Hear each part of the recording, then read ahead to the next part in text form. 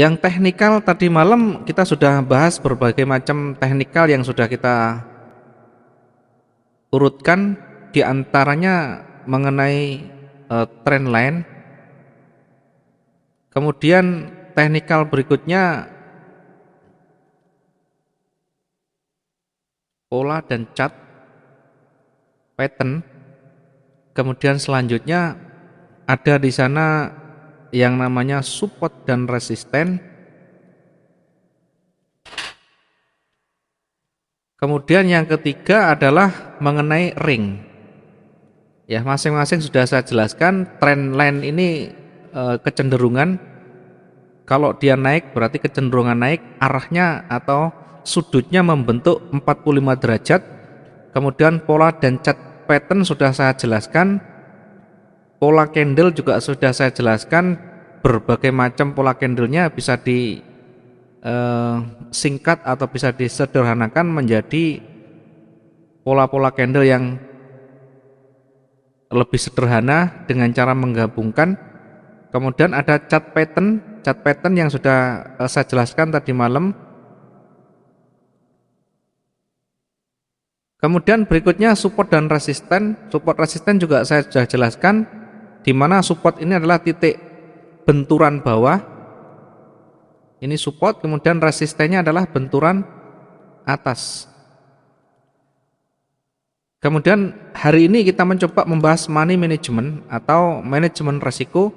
Kemudian nanti kalau ada waktu kita membahas fundamental, sehingga menjadi lengkap nanti analisa kita. Yang pertama kemarin teknikal, kemudian fundamental, kemudian money management. Kemudian satu lagi adalah psikologi manajemen. Kebalik. Psikologi manajemen. Ya, dari 4 ini 2 sudah kita yang kita pelajari kemarin adalah teknikalnya. Berarti hari ini fundamental dan money management. Yang pertama saya akan membahas money management dulu.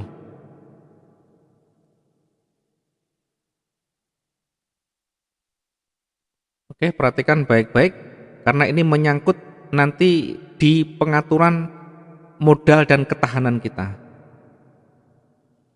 Money management.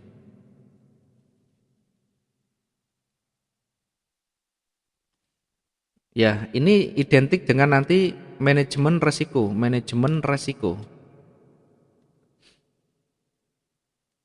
Tujuan dari money management tentu nanti demi ketahanan. Yang pertama ketahanan, yang kedua untuk meminimalkan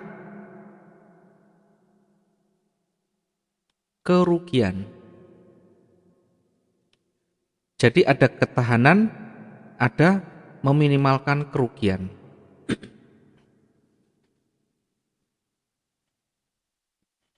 Inti dari manajemen risiko tentu adalah meminimalkan kerugian. Ya, ketika kita trading tanpa perhitungan manajemen risiko, maka margin call atau istilahnya MC bangkrut hanya menunggu waktu giliran bangkrut saja. Karena itu betul-betul perhatikan yang namanya manajemen risiko ini atau money management ini. Sehebat apapun analisa, sehandal apapun kita membaca fundamental, tetapi ketika kita mengabaikan yang namanya money management, saya pastikan margin call menunggu waktu. Sekali lagi bukan saya mendoakan, tetapi biar semuanya bisa mengikuti teknik yang ada, tidak spekulasi. Karena ini betul-betul bisnis di mana bisnis harus betul-betul dipertimbangkan sisi baik dan buruknya, harus dipertimbangkan dampaknya. Kalau kita menggunakan lot sekian, maka nanti harus bagaimana? Kalau kita menggunakan lot sekian, nanti harus seperti apa? Dan itu harus semuanya tertanam di dalam benak kita masing-masing, kemudian kita aplikasikan di dalam latihan, baik itu demo maupun akun real yang kecil atau sen.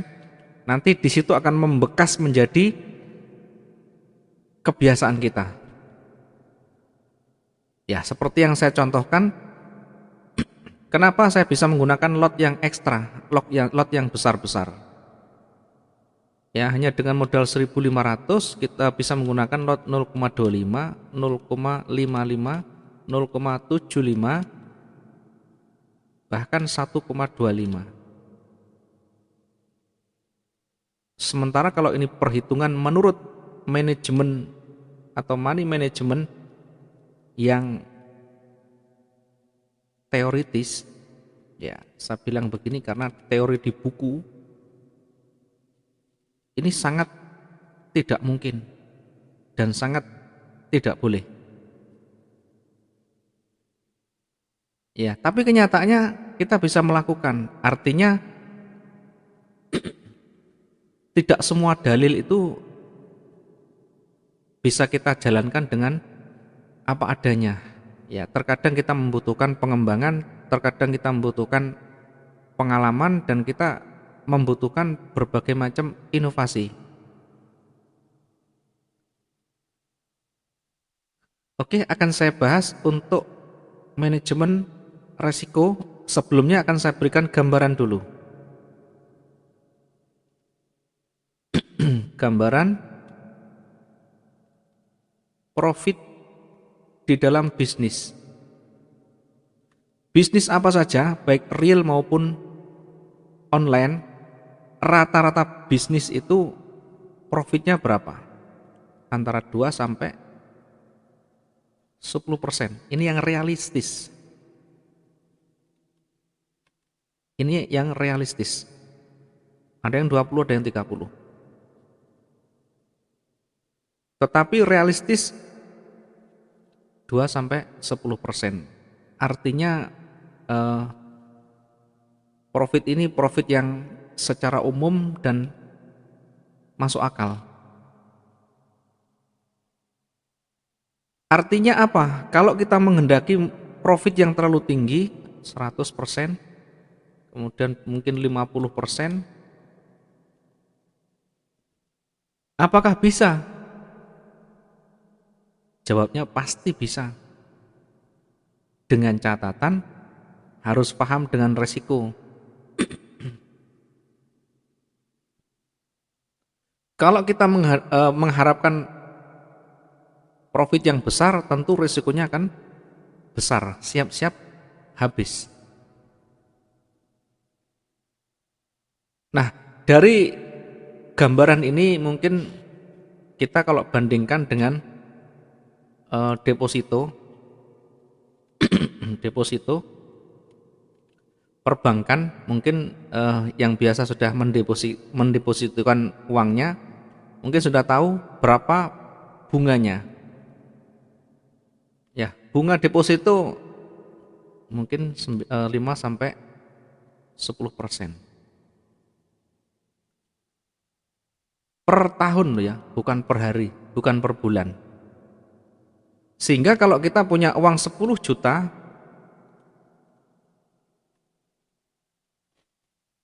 kita depositokan, katakanlah kita ambil tengah-tengah misalkan 7%, ya, berapa yang kita dapat? Ya, kita coba kalkulasi dengan matematik biar nanti ada perbandingan, biar nanti jenengan tidak menggebu-gebu, biar sadar, oh ternyata bisnis yang begini. Oke, 10 juta, kalau kita 7%-nya berarti 70. Kalau 7%-nya adalah 70, 700 ribu. 1, 2, 3, 4, 5. Ya, Maka profit kita adalah sekitar 700.000 ini per tahun. Nah sekarang kalau kita lihat dengan menggunakan bulan, berapa profit kita? 700.000 dibagi 12, maka kita dapat 58.000 per bulan. Dari modal 10 juta kita mendapatkan 58.000 per bulan. Per hari dihitung sendiri, mungkin tidak sampai 20.000. Oh, cuma 58.000 per bulan. Ya, 2000-an tidak sampai. Ya, ini dengan menggunakan deposito. Kemudian jangan lupa kita kena yang namanya inflasi. Inflasi ini per tahun berapa? Katakanlah misalkan 5%. Ya, maka uang kita digerogoti setiap tahun ini 5%, 5%, 5%. Nilainya turun 5%. Ya. Terus berapa dapatnya? Berapa dapat profitnya? Kalau kita hitung dengan dikenai inflasi.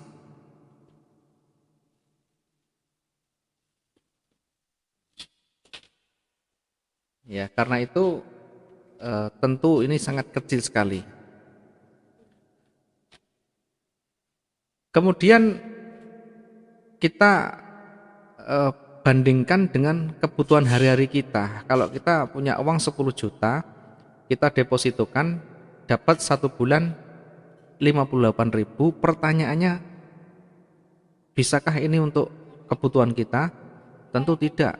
Jadi deposito itu adalah uang-uang tidak bisa, artinya uang tidak digunakan. Mereka yang mendepositokan itu mereka uang yang berlebih, sehingga tidak dibutuhkan dalam waktu dekat dan tidak dibutuhkan untuk memenuhi kebutuhan hari-hari. Karena ini sangat kecil sekali. Kemudian kita bandingkan dengan bisnis real. Modal 10 juta, kira-kira ini buat bisnis apa? Contoh, saya buat kulakan untuk buka toko sembako.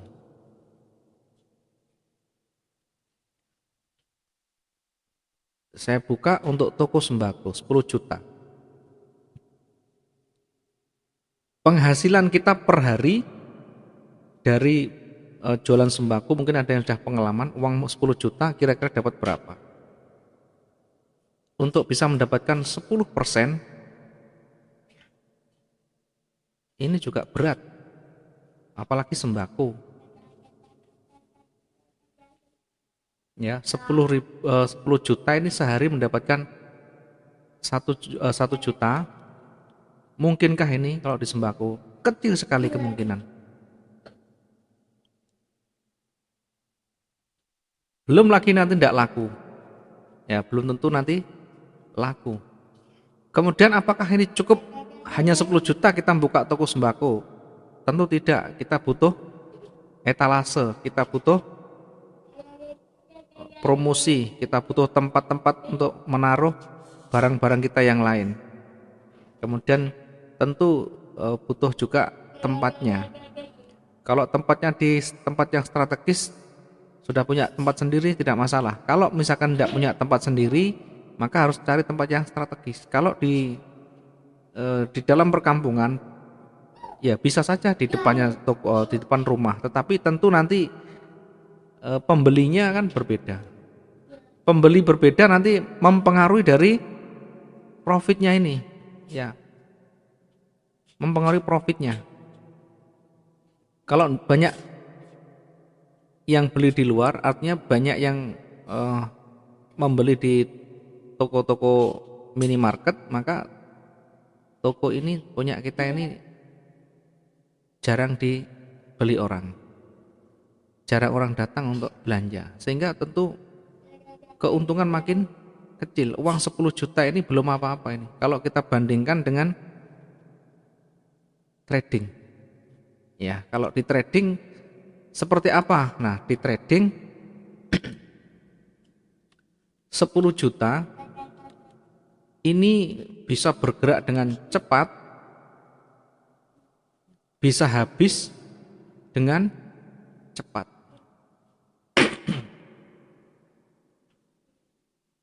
Kemudian mana yang terbaik? Ya, tentu kita pikirnya juga investasi. Jangan mikir cepat dan cepatnya, tapi investasi. Investasi dengan modal yang tidak terlalu besar, dengan modal yang tidak terlalu besar, kemudian untung yang lebih sedikit. Kenapa? Ya, karena di trading ini potensinya luar biasa. Nah, sekarang saya akan memberikan gambaran bagaimana kita menghitung profit, bagaimana kita menghitung lot, dan bagaimana kita menghitung resikonya. Nah, sekarang sebelum masuk ke lot, sebelum masuk ke resiko, ya terlebih dahulu tanyakan pada diri kita. Ya, tanyakan pada diri kita sendiri. Yang pertama, apa yang perlu ditanyakan? Kira-kira kita ini punya modal berapa? Yang kedua, kira-kira kita ini sehari butuh berapa? Atau target kita berapa? Kalau ini sudah nanti kita ketemukan, maka baru nanti kita memikirkan lot, baru kita memikirkan resiko.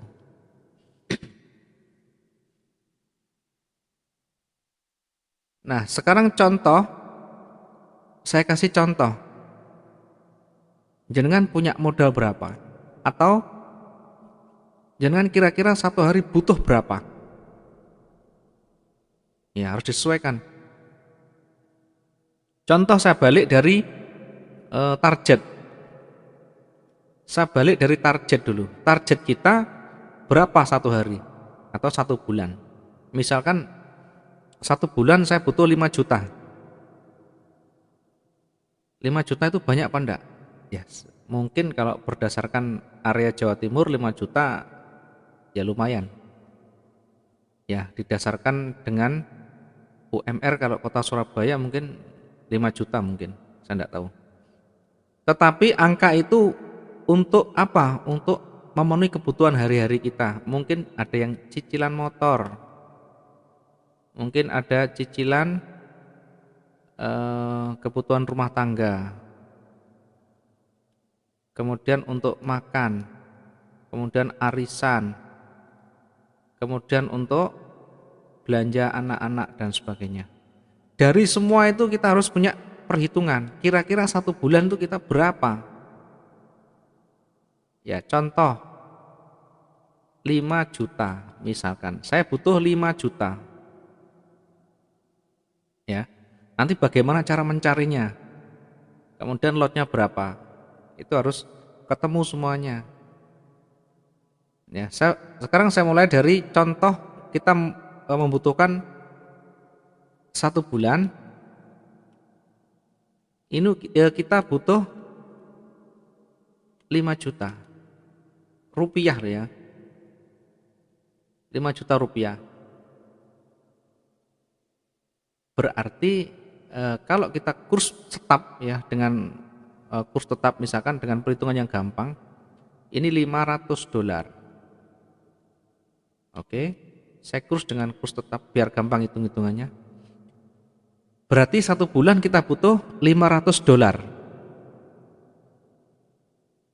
Artinya 500 dolar ini kita kerjakan selama satu bulan. Sehingga kalau kita bagi menjadi 20, karena satu bulan itu 20 hari aktif kalau di trading, maka ketemunya satu hari ini adalah $25. Kecil sekali.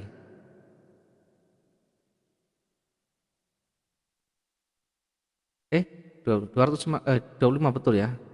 25 dikali 20. Ya, 25 ya. Berarti satu hari kita hanya butuh $25. Oke, kita butuh $25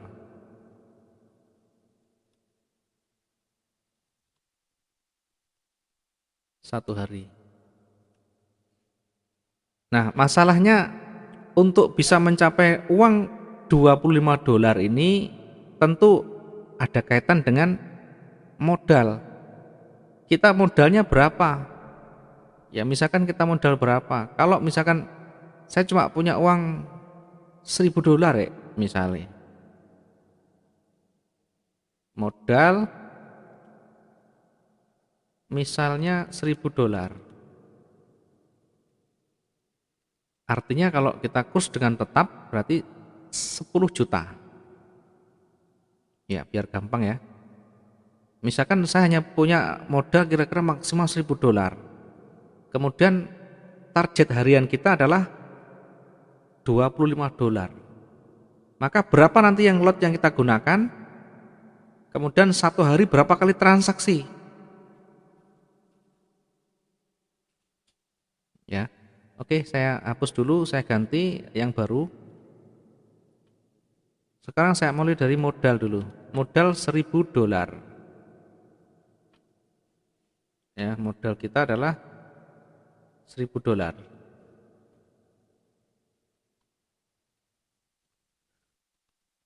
Target per hari $25.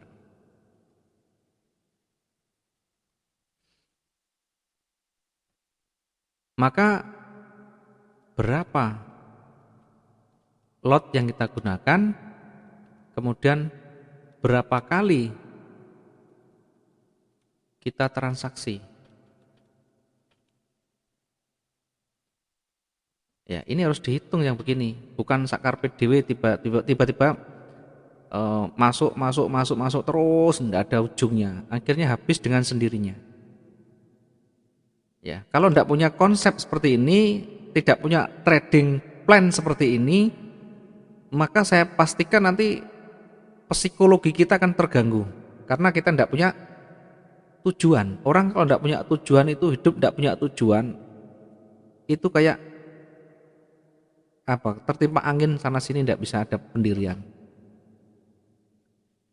Oke, kita mulai dari berapa lot kita harus gunakan, kemudian berapa kali kita transaksikan. Nah, sebelum masuk ke lot, nah saya punya beberapa gambaran. Kita nanti memilih yang seperti apa.